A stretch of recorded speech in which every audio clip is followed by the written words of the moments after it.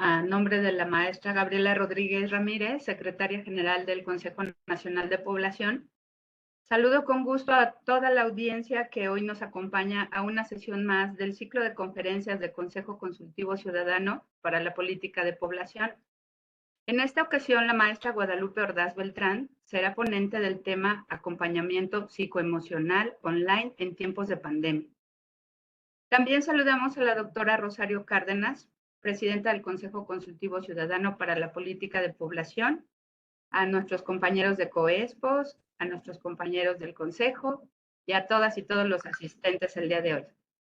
Permítanme presentarles, por favor, a la maestra Guadalupe Ordaz Beltrán. Es maestra en psicoterapia familiar, maestra en estudios urbanos y licenciada en geografía social. Desde el 2004 se dedica a la práctica privada de la psicoterapia. Cuenta con entrenamiento en círculos de paz y en terapia comunitaria integrativa. Su práctica ha estado encaminada al trabajo con mujeres y comunidades que viven violencia y con familiares de personas desaparecidas. Colabora para diversas organizaciones de la sociedad civil y del sector público, brindando acompañamiento psicoemocional a personas prestadoras de servicios generales y especializados en materia de violencia de género. Fue directora de la maestría en terapia familiar del Instituto Latinoamericano en Estudios de Familia de 2007 a 2021, donde además formó parte del equipo de investigación, docencia y atención en violencia del Centro de Atención a la Violencia Doméstica de 2007 a 2019. Maestra Guadalupe, tiene usted la palabra para su ponencia. Durante 45 minutos le cedemos la palabra. Adelante, bienvenida. Muchas gracias, Yasmín. Pues muy agradecida a todos los que nos acompañan en esta ocasión. También muy agradecida con la doctora Rosario Cárdenas, con la maestra Gabriela Rodríguez por esta invitación. Y lo que yo les quiero compartir ahora es, como ya escucharon en la presentación, yo me dedico al trabajo psicosocial, psicoemocional. Pues me gustaría mucho compartir con ustedes lo que hicimos durante los 2 primeros años de la pandemia, por ahí de mayo del 2020 a mayo del 2022. Y por ahí en la presentación lo decía Yasmín, me formé en algo que se llama terapia comunitaria integrativa. Entonces, lo que hicimos fue detonar procesos terapéuticos comunitarios a partir de esa metodología, la metodología de la terapia comunitaria integrativa, de manera online. Entonces, eso es lo que me gustaría compartirles, el platicarles qué hicimos y cómo lo hicimos. Y me voy a permitir compartir una presentación y por favor siéntanse todas y todos en la confianza de preguntar, de detenerme y preguntar. Yo titulé a esto la terapia comunitaria integrativa, una práctica de acompañamiento psicosocial online en tiempos de pandemia. Y aquí me gustaría tenerme en las 2 primeras fotos. En la primera de ellas es una ronda, nosotros les llamamos rondas de terapia comunitaria. La comunidad se reúne, nos ponemos en círculo y hacemos un trabajo de diálogo social. Y acá en la primera foto es cuando las hacíamos de manera presencial, ¿no? La metodología fue hecha para hacerse de manera presencial. Y después, con la pandemia, un grupo de amigas y yo, que nos formamos todas como terapeutas, decíamos, ¿cómo hacemos ahora para adaptar esta metodología para que la gente pueda tener acceso a ella y poder hacer acompañamiento psicosocial a la población abierta en general, pero ahora a través del Zoom o de alguna plataforma? Entonces pasamos de lo presencial a esto que ven ustedes acá en pantalla, que es la pantalla de Zoom que todos conocemos, estos cuadritos. Y entonces hicimos este proceso de adaptación. Entonces, de esto les quiero hablar, de la terapia comunitaria integrativa hecha de manera online en este periodo de la pandemia. ¿Qué vamos a hacer en estos 45 minutos? Pues les voy a platicar de 4 cosas. Primero voy a hacer una brevísima introducción de qué es esto de las rondas de terapia comunitaria. No es algo con lo que estemos familiarizados, son muy populares en Brasil. Esta es una metodología que nació en Brasil, pero en México recién estamos formándonos algunas personas. Entonces quiero hablarles de qué es esto de la terapia comunitaria integrativa. También, ¿por qué decimos que es una práctica psicosocial? ¿Cómo lo psicosocial es el paraguas que ampara esta práctica? Después les hablaré de algunos pilares de la terapia comunitaria, algunos de sus fundamentos teóricos y de sus reglas y de su estructura. Les platicaré cómo se organiza una ronda y después platicaremos como dónde radica el potencial terapéutico de esta práctica. Y después platicaré como algunos testimonios de lo que recogimos en aquellos 2 años, aunque los testimonios que les presentaré se centran en el primer año de pandemia. Entonces, eso es lo que he preparado para ustedes y por favor, reitero, siéntanse con la confianza de detenerme en cualquier momento. Yo no veo quien quiera tomar la palabra, pero ahí yo creo que Yasmín me puede apoyar en eso. Aquí está la foto de Adalberto Barreto. Él es el creador de la terapia comunitaria. Él es un médico psiquiatra. Su profesión y su práctica médica como psiquiatra se asentó en la Universidad Federal de Ceará, Brasil. Esto es en el noreste de Brasil, una zona de mucha marginación. Y él ahí empezó su trabajo como psiquiatra. Él se forma también como terapeuta familiar, psiquiatra y como antropólogo social. Entonces, él es el creador de esta metodología. ¿Y qué dice él que son las terapias comunitarias integrativas? Las rondas reciben distintos nombres. A mí me gusta llamarle rondas de TCI, rondas de terapia comunitaria integrativa, pero en otros países le llaman círculos de escucha, ruedas vinculantes, rondas de diálogo, tienen diferentes nombres. ¿Qué es lo que nos dice Adalberto y qué es lo que yo también coincido con él que son las rondas? Las rondas son un espacio para tejer lazos solidarios.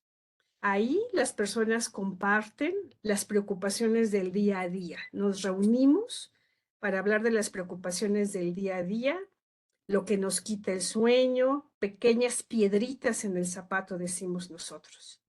También es un espacio para, a partir de compartir esas preocupaciones, conectar con nuestros recursos, con esos recursos entendidos como saberes populares, saberes situados históricamente, construidos históricamente, sociohistóricamente.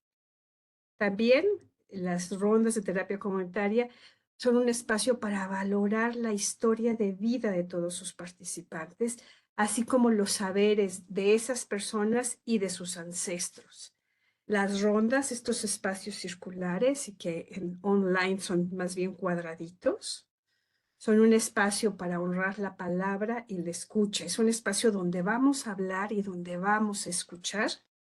Y también decimos que frente a cualquier destrucción material, en las rondas hacemos una reconstrucción simbólica. Es decir, frente a cualquier pérdida material, lo que hacemos ahí es resignificar y reconstruirnos simbólicamente.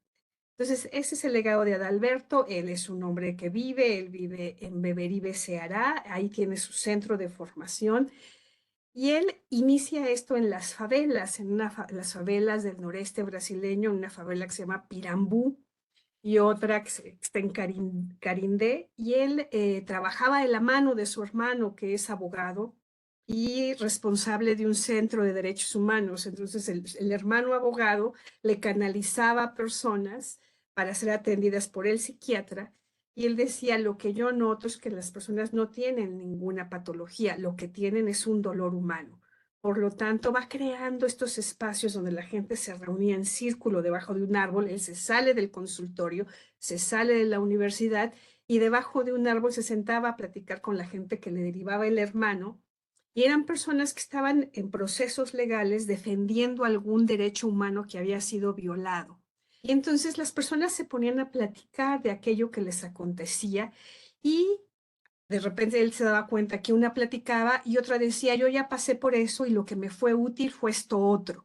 Y entonces él veía que entre ellos iba tejiendo una red y que ese aislamiento en el que la gente vivía en este proceso de defensa de algún derecho, pues se socializaba, se formaban redes de apoyo y que eso aliviaba muchísimo el dolor y sufrimiento de la gente. Entonces él va acuñando un par de frases que dice que cuando la boca habla, el cuerpo sana. Y ese es un eslogan de las rondas de terapia comunitaria integrativa. Si hablamos, el cuerpo sana. Si compartimos, el agobio disminuye. Y también dice, en esos espacios no todo el mundo hablaba, algunos solo escuchaban.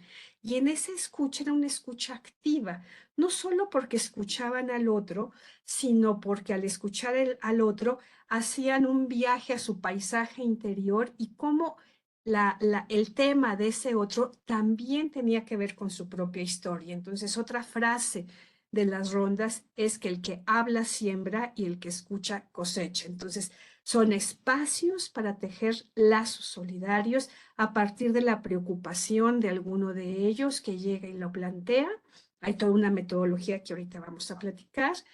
Y básicamente después de plantear la preocupación, la gente lo que comparte son los recursos que ha utilizado para enfrentar, para sobrellevar esas situaciones. Entonces, esas son las rondas de terapia comunitaria integrativa. Ahora, ¿por qué desde mi muy particular punto de vista son una práctica psicosocial?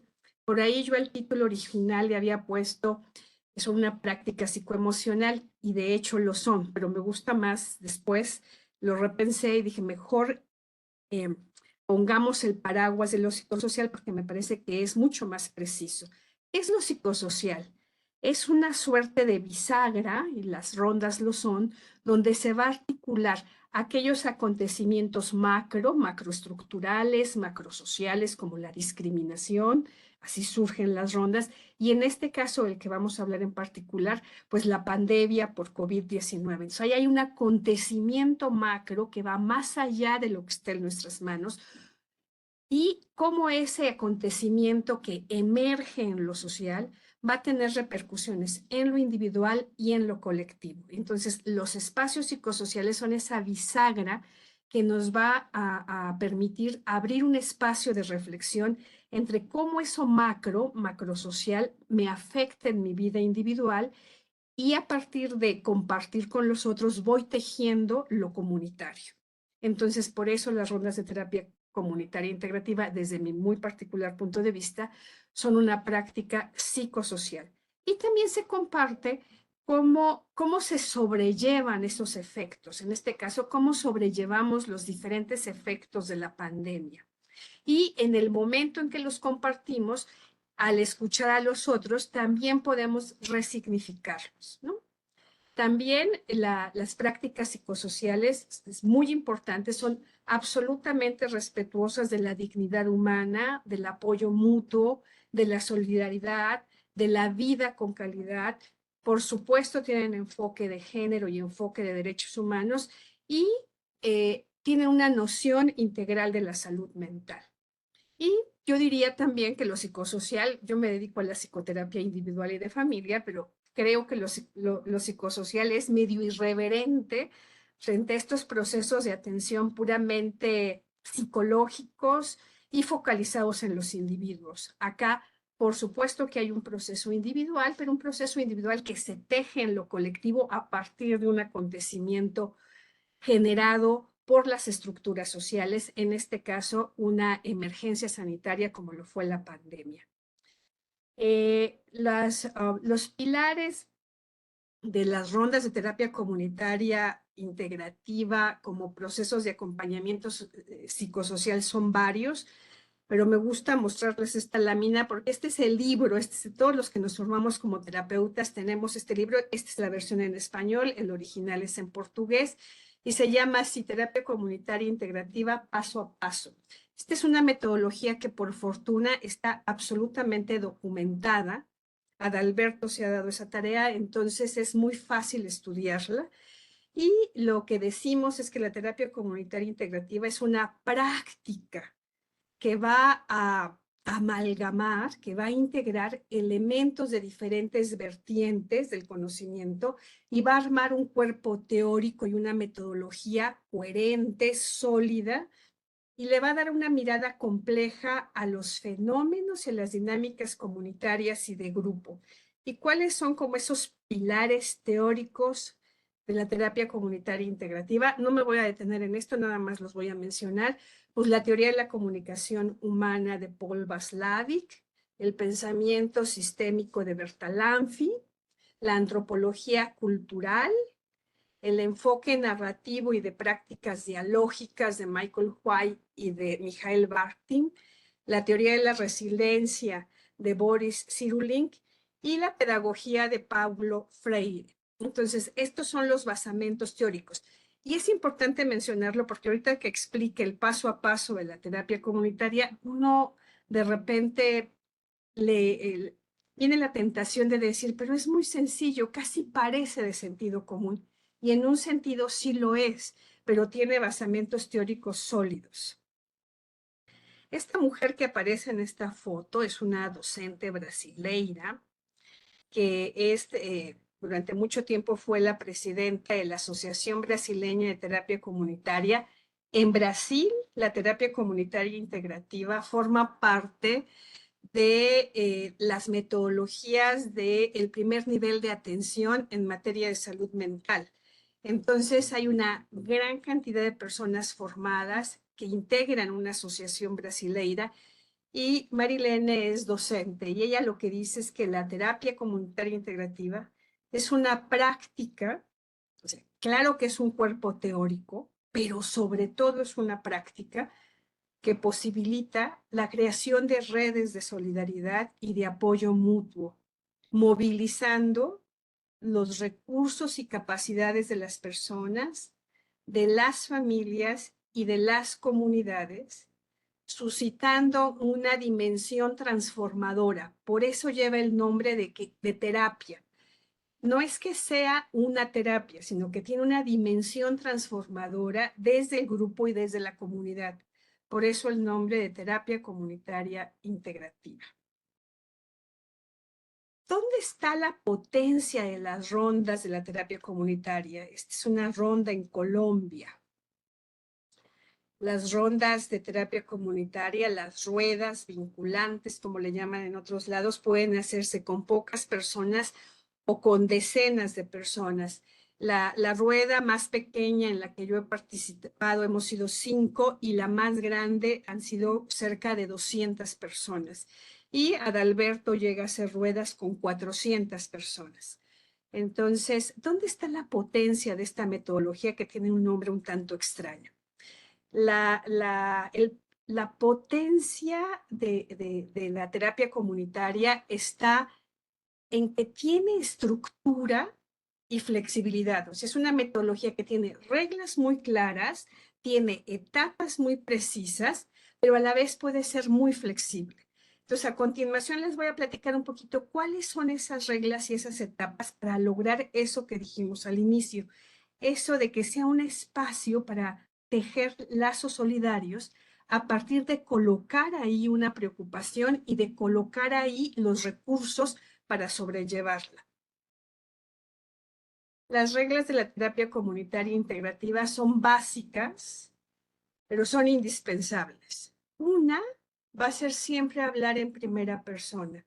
Nos reunimos en pantalla o en círculo para hablar de mí. Cuando digo de mí, me incluyo como facilitadora. Somos facilitadoras de rondas de terapia comunitaria y siempre voy a hablar en primera persona. Aun cuando yo hable de una preocupación que tengo con otra persona, no voy a hablar de la otra persona, sino permanentemente voy a hablar de mí. Otra regla es hacer silencio. Y hacer silencio es para escuchar activamente a los demás, pero para resonar con lo que dice el otro y entrar a mi paisaje interior y saber qué de eso que dice el otro tiene que ver conmigo, con mi historia, con mi trayectoria. Entonces el silencio va a ser una parte muy importante. Otra, que esta es una regla de oro, cuando yo hablo en las rondas, pero inclusive cuando estoy en silencio, no aconsejo, no juzgo, no interpreto y no sermoneo. Escucho y hablo sin aconsejar, sin juzgar, sin interpretar. A los que somos terapeutas nos da por interpretar, pero yo diría a todos, uno dice, Es que eso que está diciendo Perengán es que seguro en su infancia de chiquita le pasó tal cosa. No, en las rondas no interpretamos, tampoco sermoneamos, es decir, nadie regaña a nadie. Y algo que es muy lindo de las rondas es proponer poesías, canciones y refranes acordes a los temas y momentos de la ronda. Entonces, las rondas son un espacio festivo donde se canta, donde se cuenta historias, donde aún en los momentos más dolorosos alguien sale con una poesía o alguien sale con una canción y eso nos ayuda a bajar a veces el tono emocional en las rondas. Es un respiro, la música es un respiro. Entonces son siempre muy bienvenidas las canciones, los refranes, las poesías y la gente, sobre todo en Brasil, está en la ronda y se lanza a cantar a partir de algo. No sé, quiero pensar en una de las rondas nuestras online. Alguien decía que no se imaginaba lo que iba a ser la pandemia y alguien se lanza y cantando esta de los caminos de la vida no son como yo pensaba. Y entonces todos cantamos a coro, ¿no? Y eso ayuda al desahogo, pero también a atemperar las emociones. También algo que es permitido en las rondas es hacer preguntas a quien coloca su preocupación. Fíjense, no le llamamos problemas, las personas tienen preocupaciones. Y entonces, las personas que colocan su tema y de cuyos temas vamos a hablar, está permitido que les hagamos preguntas y de ellos va a depender la posibilidad de responder o de no responder. Y es un espacio, las rondas, para hablar con toda confianza, pero al ser un espacio público no hay confidencialidad, por lo tanto, no es necesariamente un espacio o no es el mejor espacio para revelar secretos. Si alguien se siente preparado para revelar un secreto ahí, siempre será bienvenido, siempre será cobijado, acogido, pero no es un espacio para revelar secretos, dado que es un espacio público. ¿Cuál es la estructura de las rondas? Y aquí me voy a tener un poco más y les voy a pedir paciencia porque tiene 6 etapas la ronda y entonces quiero detenerme en cada una porque, bueno, ninguno de ustedes ha estado en una ronda, entonces para después poderles hablar de lo que hicimos, cómo lo hicimos y lo que resultó, es necesario que ustedes conozcan como los 6 pasos de las rondas. Es una metodología sencilla, simple. Las rondas duran hora y media, son un encuentro de hora y media y hay 6 pasos. El primero es la acogida, la bienvenida, que dura más o menos 10 minutos. El segundo paso o el segundo momento, a mí me gusta más llamarle etapas o momentos, pero son absolutamente fluidos. El segundo momento es la elección del tema que vamos a trabajar y eso se llevará 10 minutos. El tercer momento es la contextualización en el que la persona cuyo tema ha sido elegido nos va a hablar y dura 15 minutos. Después, el cuarto momento es la problematización, es en el momento en el que nos identificamos con esa persona que colocó ahí su tema y hablamos ya no de esa persona ni de su situación, sino de nosotros mismos, de nosotras mismas. Después viene el cierre y después unos 15 minutos de apreciación. Y eso ya es finalizada la ronda, ya no están los participantes y se quedan los facilitadores. Toda ronda es facilitada por un facilitador a cargo y un cofacilitador. Siempre habemos 2 personas. Y me voy a tener en esta lámina para explicarles con todo detalle cada uno de estos momentos. ¿Qué es esto de la acogida? Cuando la gente, y lo voy a platicar en términos de las rondas presenciales, y esto se va a replicar en las rondas online. Siempre que llega alguien a la ronda, es bienvenido. El espacio está preparado, las sillas están colocadas, hay un poco de música, música a veces muy festiva. Acuérdense que esto nace en Brasil y la música brasileira puede ser sí muy nostálgica, pero también muy festiva, entonces se les recibe con música, a veces se les regala algún dulce, algún ramito de flores, algo que huela rico y siempre son bienvenidos. Todo mundo es bienvenido en la ronda. Y una vez que llegan en las rondas online, pero también en las presenciales, cantamos una canción de bienvenida. En las rondas online, la favorita, nuestras rondas eran los sábados a las 11:30 de la mañana. Una de las canciones favoritas era Señor Sol de Juan Gabriel. Y entonces la poníamos y la cantábamos colectivamente y esa era nuestra bienvenida. Todo mundo era bien recibido en esa ronda a partir de ese canto, pero también marca ese canto un espacio para saber que estamos entrando a la ronda de terapia comunitaria con estas reglas que les acabo de decir. Y una vez que se da la bienvenida, se explica qué es esto de una ronda con esto que yo les dije. Este es un espacio para tejer lazos solidarios, para hablar de nuestras preocupaciones, para hablar de los recursos con los que contamos en nuestra historia actual, pero también desde nuestros ancestros. Y se dicen las reglas. Y es muy importante decir las reglas y llamarlas reglas, porque no van a ser solo recomendaciones, no son solo pautas de comportamiento, sino cuando esas reglas no se sigan, la facilitadora, que es como una suerte de guardiana de la ronda, una facilitadora no va a ser una terapeuta como en el sentido tradicional que conocemos, sino es quien va a facilitar y animar este espacio y va a velar que se respeten sus principios. Va a ser el señalamiento de no dar una recomendación, no es un espacio para juzgar, en fin. Entonces, esa es parte de la acogida, decir las reglas con toda claridad. Y después vienen dos espacios muy, muy importantes como parte de esta primera etapa que es la acogida. Ya que estamos todos acomodados, ya que dijimos de qué se tratan las rondas, ya que dijimos las reglas, el primer momento colectivo va a ser preguntar si alguien tiene algo que celebrar, si alguien tiene alguna buena noticia que nos quiera comunicar, desde cumpleaños, onomásticos, alguna fecha importante. Y ahí empieza la parte del canto. La gente puede decir, mi hijo se graduó el día de ayer, y además de aplaudir, la gente puede cantar. O alguien puede decir, es mi aniversario de bodas, o mi madre cumplió años en tal fecha y quiero celebrar su vida. Y entonces la gente de manera espontánea puede cantar para celebrar eso que alguien tiene que nos comparte. Uno recoge 2 o 3 celebraciones y eso es todo.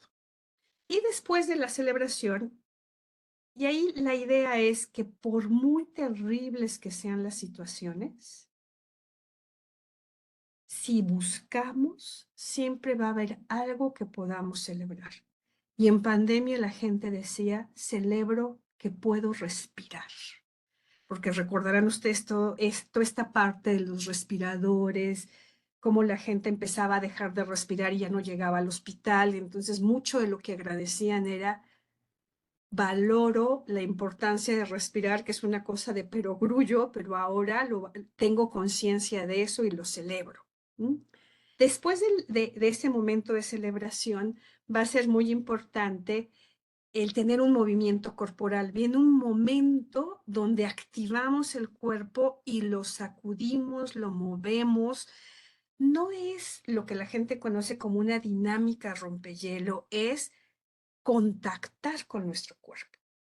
Y entonces ahí, sobre todo las que son educadoras y en las rondas online, había muchas docentes, ellas eran buenísimas y la favorita fue la cumbia del monstruo de la laguna, donde a ritmo de cumbia colombiana uno iba contactando con las manos, con los pies, con la cabeza, con el estómago, con las caderas. Y va a ser muy importante este momento, después de la celebración, contactar con el cuerpo para después poder contactar con las emociones al momento siguiente o en la etapa siguiente de la ronda.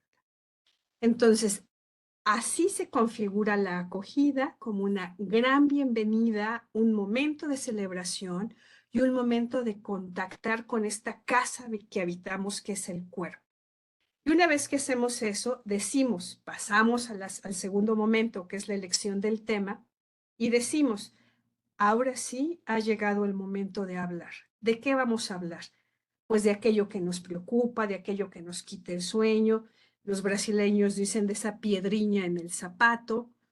Y entonces quien quiera alza la mano, dice su nombre, de dónde viene, y a manera de titular, como si fuera el nombre de una película, como si fuera el titular de un periódico, como si fuera el nombre de una canción, díganos su preocupación.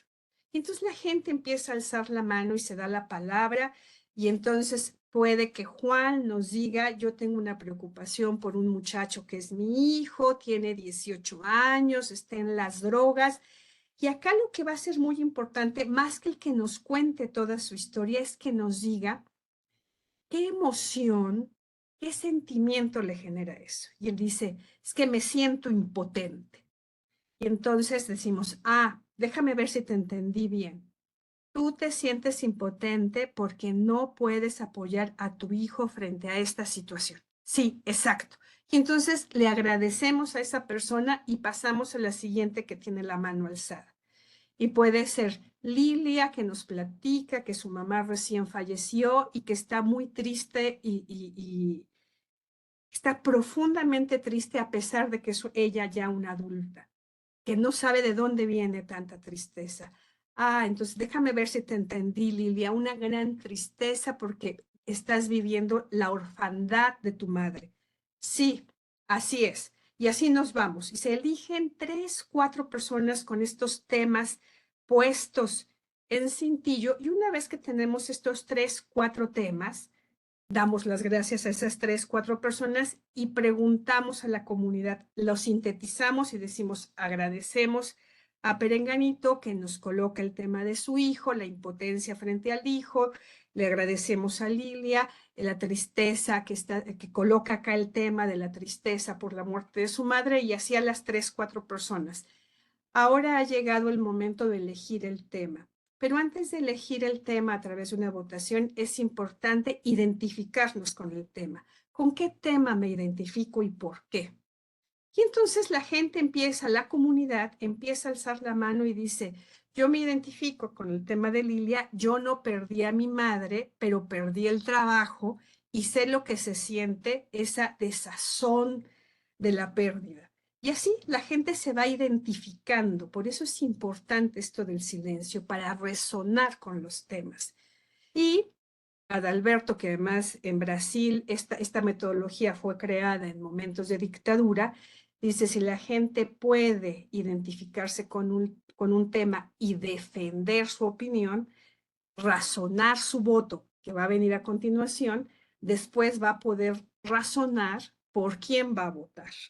Después de que la gente entonces se identifica con algún tema, viene la votación y decimos, vamos a votar no por la persona, sino por el tema que más resonó en nosotros. Y entonces la gente alza la mano y se dice, vamos a elegir el tema de Lilia, que es la muerte de su mamá y esa sensación de orfandad que ella tiene. Y entonces le agradecemos a los demás participantes que colocaron su tema, pero que en esa ronda no vamos a trabajar, y les decimos que si al final de la ronda necesitan acercarse con los facilitadores, con mucho gusto ahí estaremos, pero que esperamos que esta ronda también les sea de utilidad con ellos. Y a Lilia, a esta persona, le vamos a agradecer porque ella nos va a hablar de ese tema y nos va a permitir a los demás conectarnos con las pérdidas que cada uno de nosotros ha tenido en la vida. Después pasamos al tercer momento, que es la contextualización, donde le pedimos a la persona cuyo tema, bueno, y en todo momento se puede cantar. Entonces, en este tema de Lilia, cuando alza la mano y lo de la muerte de su mamá, la gente le empieza a cantar esta de duerme, duerme negrito, que tu mamá está en el campo. Entonces, todos le empezamos a corear y efectivamente son momentos de mucha emotividad, de mucha expresión y de mucho alivio. Y pasamos a la contextualización, donde le pedimos a la persona que más o menos por 10, 15 minutos nos platique cómo se siente y todos podemos hacer preguntas, no solo el facilitador o la facilitadora, y las preguntas tienen como objetivo ampliar la mirada de lo que le sucede a la persona. Entonces, no tiene que ver con cuándo sucedió, de qué se murió, sino ¿Has tenido otras pérdidas semejantes? ¿Hay algo que te alivie en esta situación? Sino cosas que amplíen la mirada, que hagan la ventana más grande. Y nuevamente la gente ahí puede cantar, decir poesías, decir algún refrán vinculado con el tema. Y hasta por 15 minutos la persona nos platica y responde las preguntas. Puede responder a las preguntas o no responder qué hace uno o la comunidad que está acudiendo a esa ronda. Después de eso, le pedimos a esa persona que guarde silencio y vamos a la parte más amplia y gruesa de la ronda que le llamamos la problematización. En la problematización, lo que el facilitador hace es esa situación tan individual que colocó una persona, tiene que tener la habilidad de formularla como pregunta en algo que congregue a toda la comunidad. Y entonces no va a decir, a alguien se le murió su mamá en los últimos 15 días, no va a ser esa pregunta, sino alguien ha vivido alguna situación de pérdida que le haga sentir o tener sentimientos de orfandad. Puede ser una pérdida en la familia, en el trabajo, con la pareja, alguna pérdida material, alguna pérdida simbólica. Entonces, la tarea del facilitador es hacer que algo que es una situación personal, hacerlo es que veo que salió un mensaje, por eso me distraje, ya no supe qué decía la persona, hacerla una situación colectiva. Y entonces el facilitador dice, alguien entonces ha tenido una pérdida que le haga sentir esta sensación de orfandad, nos la puede comentar y sobre todo nos puede decir cómo hizo para sobrellevarla. Y entonces ahí la población, la comunidad alza la mano y de manera muy breve y sucinta dice, sí, yo no he perdido a mi madre, pero perdí un hijo y para mí fue muy útil en ese momento. eh, Puede ser desde ir a terapia, fue muy útil el un día llegar a la conclusión de que la vida no me había quitado nada que me impidiera ser feliz. Alguien puede decir, sí, yo perdí el empleo y estuve muy triste y para mí fue muy útil darme un tiempo para sentirme triste. Y entonces ahí toda la comunidad empieza a colocar cómo ellos han hecho para enfrentar situaciones semejantes. No todo mundo habla, muchos solo escuchan y con que participen 5, 7, 8 personas es más que suficiente. Y con eso termina esta parte gruesa de la problematización y pasamos al cierre.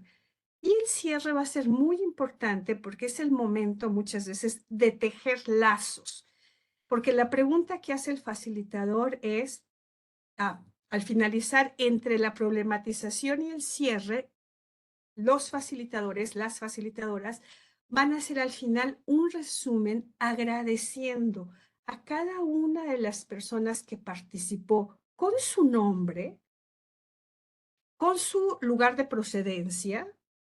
Es decir, le agradecemos a Sonia de Hermosillo y en las rondas online venía gente de toda América Latina. Le agradecemos a François de Chile, le agradecemos a Rosaura de República Dominicana, le agradecemos a Zaida de Ecuador y además de decir el nombre y de dónde viene, decimos qué fue lo que aportó.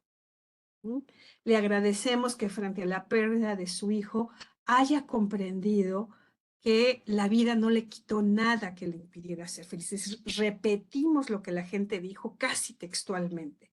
Y para hacer el cierre hacemos un minutito de silencio o sí, de cierto silencio para pedirle a la gente que abrace esos aprendizajes, eso que la gente aportó y que para cerrar nos diga ¿qué se lleva? ¿Qué se lleva y de quién? Y entonces se abre nuevamente la participación de todos hasta por 10 minutos y la gente dice, yo me llevo de Lilia el valor para llorar en público y de presentar su tema aquí. Yo me llevo de la señora que dice que perdió un hijo, esa capacidad que ha tenido para saber que la vida no le robó la felicidad. Le quitó un hijo, pero no le robó la felicidad. Yo le agradezco a Perenganita que dice que sus familiares perdieron la salud y que ella entró al quite con los hijos de esa persona que enfermó. Me llevo su generosidad. Y entonces, ahí, aunque yo no conozca a la gente, tengo una identificación con ella, le agradezco lo que aprendo y termina la ronda. Una vez que termina la ronda, nos quedamos las personas que facilitamos la ronda hasta por 15 minutos y revisamos lo que sucedió ahí. Y le llamamos eso apreciación. Decimos, ¿qué sentimos que hicimos bien en la ronda y qué podríamos hacer diferente? Y ese es el ciclo completo de la ronda. Las rondas duran hora y media, no más. Si se puede menos, aquí menos es más. Si pueden durar menos, es mejor. Y creo que yo ya me consumí el tiempo y voy como apenas iniciando, pero bueno, toda persona siempre va a ser bienvenida en las rondas. Se puede trabajar con pocas personas o con grandes grupos. Toda ronda inicia y termina en esa hora y media. No es una lógica de el que vino a la primera sesión viene a la segunda y si no viniste a la primera, entonces no puedes venir a la segunda. No, se puede venir a una y nunca más. Se puede venir a una sí, a tres no y luego sí. Entonces, en ese sentido es absolutamente flexible. Se puede trabajar con población abierta o con grupos específicos de población para trabajar una determinada temática. También puede haber rondas temáticas, es decir, lo que vamos a trabajar es el 8 de marzo, Día Internacional de la Mujer, o podemos trabajar, he trabajado rondas con familiares de desaparecidos, el dolor de la desaparición. También toda persona puede entrenarse como facilitador o facilitadora de las rondas de TCI. Es un entrenamiento largo, son muchas horas, pero no se requiere tener una formación profesional. Hay mucha gente en la comunidad que en Brasil se forma, líderes comunitarios que hacen la formación y son extraordinarios facilitadores. La facilitadora también hace la ronda para ella misma o para él mismo. No tiene ningún ánimo de resolverle el problema a nadie. La relación del facilitador con el resto de la población es una relación horizontal.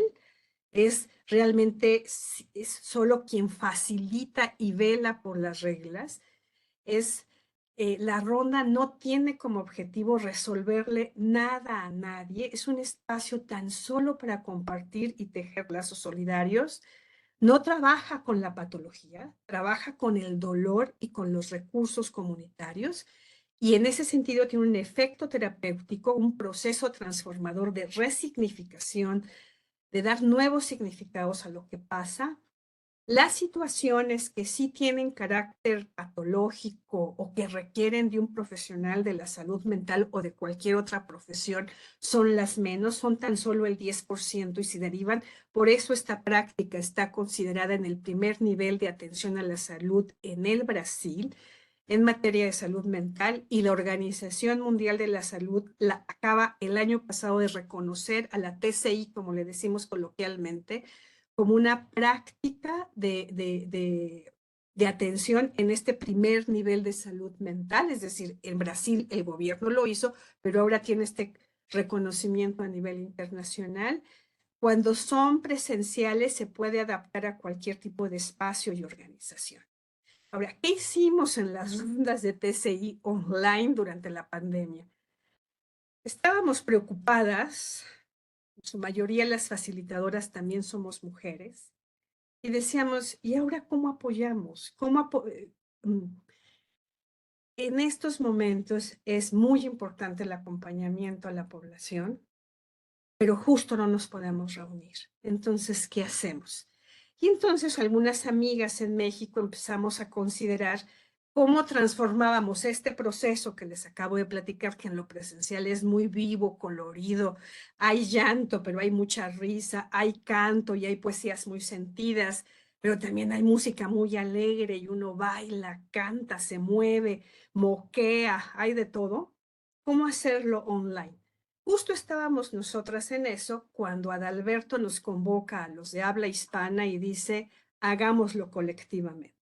Entonces nosotras en México, 4 colegas, nos lanzamos en mayo. Este es el flyer de nuestras rondas, ronda de terapia comunitaria virtual, México, sábados de mayo, empezamos el 9 de mayo. Y primero anunciábamos, como no sabíamos cómo nos iba a ir, decíamos, nada más hagámoslas un mes, por eso nada más hay 4 fechas.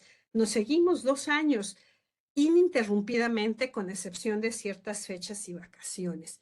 Entonces ya después ya ni poníamos fechas, decíamos los sábados de mayo y conectarse a las 11:30, de 11:30 a 13 horas de la Ciudad de México. Era muy importante poner de dónde por los cambios de hora, porque se conectaba gente de otros países, se conectaba gente de Japón, eh, compañeras que habían ido a trabajar a Japón por las Olimpiadas y que se habían quedado varadas allá, hablaban español e inglés, pero no japonés, y estaban muy lejos de la cultura japonesa, se habían ido a trabajar por las Olimpiadas. Entonces se conectaba gente de varias partes del mundo.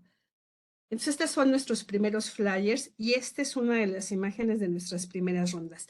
Entonces, aquí pongo, las rondas las hicimos de mayo del 2020 a mayo del 2022, hicimos aproximadamente 80 rondas sabatinas, en promedio había 35 participantes por ronda, el 80% mujeres.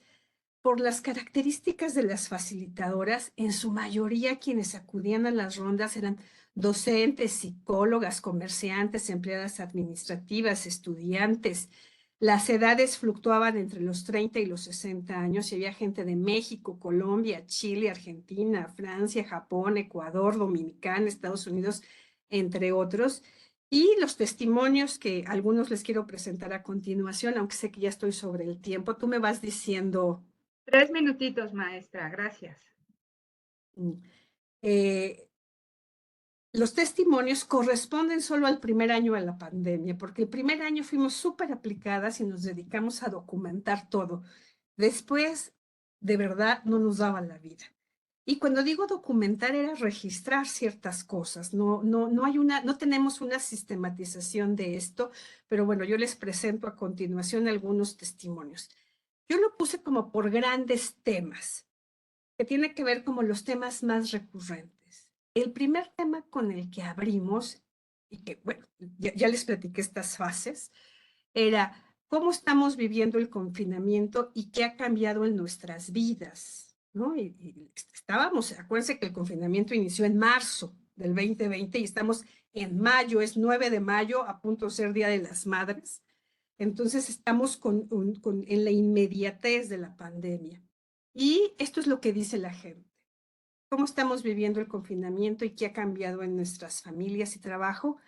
Dice, tengo miedo a morir, a enfermarme, miedo a que se enfermen o mueran mis seres queridos, tengo miedo e impotencia frente a lo que suceda, estoy harta de la desinformación o por el exceso de información, siento que me enloquezco, no sé a quién creerle, siento pesar por otras personas que están en situaciones mucho más precarias que la mía, siento miedo e incertidumbre por la situación económica del país, por posible desabasto de alimentos o robos, aumento del desempleo.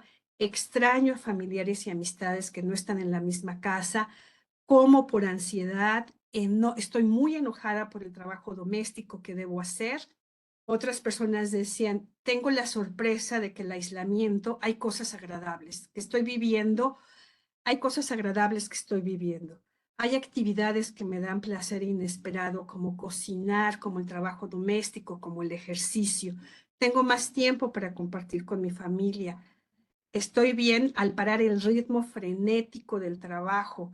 Al trabajar desde casa, freno ese ritmo frenético de salir a la calle. Descanso de salir del tráfico digital y del de coches. Eso ha sido fantástico.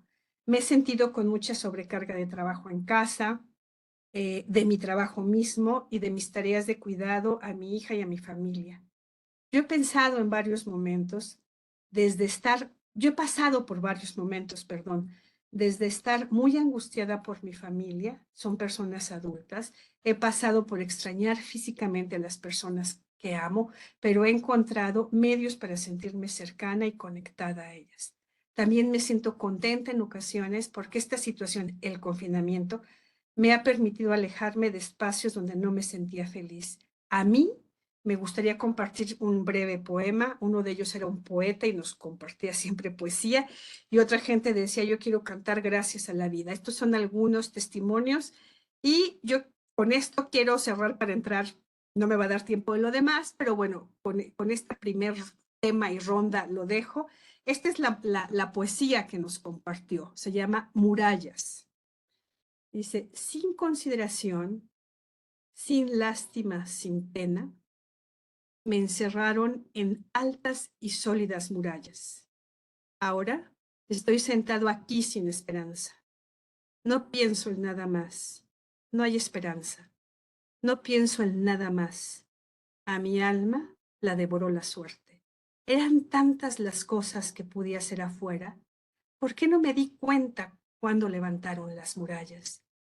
Nunca escuché a los albañiles. Nunca un ruido. Imperceptiblemente me encerraron fuera del mundo.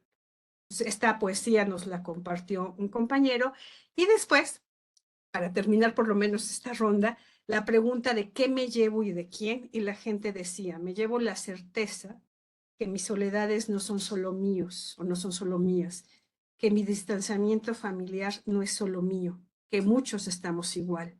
Eso me da esperanza de seguir adelante. Estar bien en la distancia física de mis amores. Eso me llevo, el estar bien en la distancia física de mis amores. Confiar que todo sucede por algo y para algo, que si lo sabemos trabajar, nos ayudará en nuestro desarrollo. Muchas gracias a todos, a todes. Me identifico con muchas de las cosas que dijeron de este confinamiento. Me llevo lo que dijo Rosario. Lo que más me cuesta trabajo es estar conmigo mismo. Al escucharles, pienso y me llevo la idea de que estamos cuidando la vida. El confinamiento es para cuidar la vida. Gracias a todos. Hermoso el poema de Murallas, me lo llevo. Muchas gracias por generar este espacio de liberación y contención. Me siento muy confortada en emoción. Después de escucharlas, me siento más liberada a pesar de que no pude expresarlo. Entonces, más o menos lo que sucedía en una ronda. Solo pido un minutito para decir cuáles son esos otros temas de los que ya no voy a hablar a profundidad. Otro era el sentirse como un ángel de la guarda sin poder frente a sus padres, es decir, el tema de quiero cuidar a mis seres queridos, pero no hay forma de hacerlo porque o ellos no se dejan o tengo broncas con mis hermanos. Quisiera apoyarles frente al riesgo de contagio por pandemia. Sin embargo, siento que ellos y mis hermanos no reciben bien mi recomendación. Entonces, esto nosotros le llamamos a eso sentirse como un ángel de la guarda sin poder frente a los padres. Otro tema muy recurrente era sentimientos de impotencia por no poder estar cerca de las personas que quiero y que tienen problemas. ¿Quién se ha sentido atado de manos? La metáfora de la impotencia era quién se ha sentido atado de manos frente a situaciones en las que no puede hacer nada o casi nada. Otro tema era el miedo y el temor por la pandemia, pánico frente a la enfermedad y la muerte. Y ahí nosotros lo traducíamos, ¿quién ha sentido miedo al futuro? Otro tema era cómo llevar el proceso de duelo cuando estamos en confinamiento. Muchas personas habían ya perdido familiares. Había una directora de una escuela secundaria y decía, se han muerto profesores, se han muerto estudiantes y se han muerto papás de estudiantes. Entonces, cómo llevar los procesos de duelo en confinamiento. Y el último tema era cuando la pandemia ya estaba, no cerrándose, pero ya había cumplido más de un año, ya había vacunas. Era frente a esta pandemia, con qué cosas, personas, situaciones quiero seguir caminando y cuáles quiero dejar atrás. Pues estos más o menos eran los temas más recurrentes en las rondas, y este era otro poema que fue muy importante. Alguien nos lo recitaba cada vez que podía, se llama El verano del 50, se llama El verano, fue hecho en 1953, y decía, en el medio del odio, pero le cambiaba el odio por pandemia, en el medio de la pandemia me pareció que había dentro de mí un amor invencible. En medio de las lágrimas me pareció que había dentro de mí una sonrisa invencible. En medio del caos me pareció que había dentro de mí una calma invencible. Me di cuenta, a pesar de todo, en medio del invierno había dentro de mí un verano invencible. Y eso me hace feliz, porque no importa lo duro que el mundo empuje en mi contra, dentro de mí hay algo mejor empujando de vuelta. Yo hasta ahí le dejo, cierro la... Cierre, maestra Guadalupe, muchísimas gracias. Es una pena, es muy lamentable que siempre el tiempo está en nuestra contra y de verdad yo creo que esto que usted nos ha expuesto nos hace eco a todos, ¿no? Muchos temas importantes se nos quedan en el tintero que espero tengamos oportunidad de disfrutar en otra sesión con usted. Si me lo permite, maestro Ordaz, agradezco nuevamente su participación. Le puedo ceder el micrófono unos minutitos, cerramos en breve, a la doctora Rosario Cárdenas para escuchar si tiene algún comentario. No, yo preferiría que en todo caso permitiéramos que en el chat, si alguien tiene algún comentario, se lo hiciera a la maestra Ordaz, por favor. Gracias. Para ese fin, entonces, le cedo la palabra a la doctora Carla Bonilla, que nos va a apoyar con los dos comentarios que se encuentran en el chat. Adelante, doctora. Muchas gracias, maestra González. Muchas gracias, maestra Ordaz. Yo solo les leería los dos comentarios que pusieron en el chat. El primero de ellos es que las rondas comunitarias son muy bonitas, que se habla de todos los temas y que incluso cantar con base en las experiencias de cada persona y que pueden existir soluciones o consejos o felicitaciones. Muy bueno y felicidades a la maestra Ordaz. Y el otro es que muchas gracias, maestra Ordaz, muy interesante. Una propuesta interesante frente a las diversas situaciones que vulneran nuestra humanidad en la actualidad. Muchas gracias, maestra Guadalupe Ordaz. De la doctora Patricia Vargas, muchas gracias por esta exposición con información muy relevante. La doctora Muradaz, que agradece mucho la presentación y que está conmovida y emocionada, pues todos vivimos momentos muy fuertes durante la pandemia y muchas gracias por esta exposición. Y sobre todo que le parece fundamental que se genere en las rondas una gran empatía y que esto es fundamental para vivir un proceso tan complicado. Eso como parte del comentario de la doctora Muradaz. De Abigail Hernández, muy interesante y pueden ayudar bastante. Muchas gracias. La maestra Esperanza Delgado, una propuesta práctica y muy emotiva. Me parece que como en muchas ocasiones las mujeres ocupan la mayoría de estos espacios. ¿Coincide usted con esto, maestra Ordaz? Esa sería una primera pregunta para usted. Y la doctora Carla Pedersini agradece también la presentación y menciona que está segura que las rondas ayudaron a mucha gente a sobrellevar la pandemia. Serían todos los comentarios por el momento. Gracias. Doctora. Adelante, doctora maestra Guadalupe. Muchas gracias a quienes hicieron llegar sus comentarios. Efectivamente, estos espacios comunitarios, pues son eso, son espacios de expresión.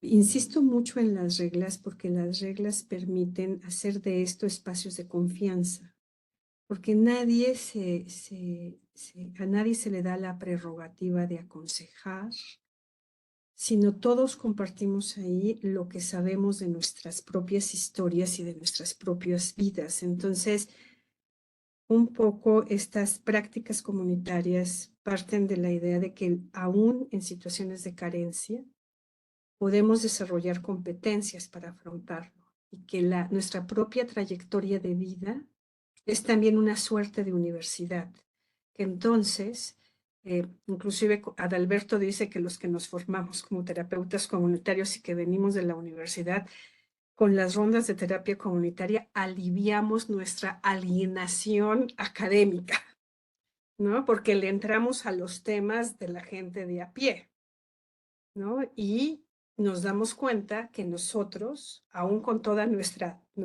formación, lo único que hacemos es facilitar el tejido de lazos.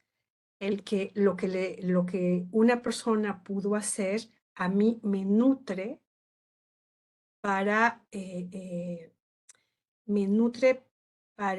algún momento dado utilizar ese saber del otro y ese saber que me enseña otro igual a mí como persona, ¿no? Otro igual a mí para llevarlo a cabo en mi propia vida. Entonces, por ejemplo, este muchacho Gonzalo que nos llevaba poesía, llegó un momento en que nos hizo un librito y nos lo regaló a todos, ¿no? En las poesías que se fueron compartiendo, entonces todos llevábamos nuestro librito. Y eso nadie lo propuso, simplemente sucedía. Acabamos haciendo un link de todas las canciones que la gente fue compartiendo y la gente te decía, pues envíamelo por correo y se los enviabas, pero esas eran aportaciones de las personas.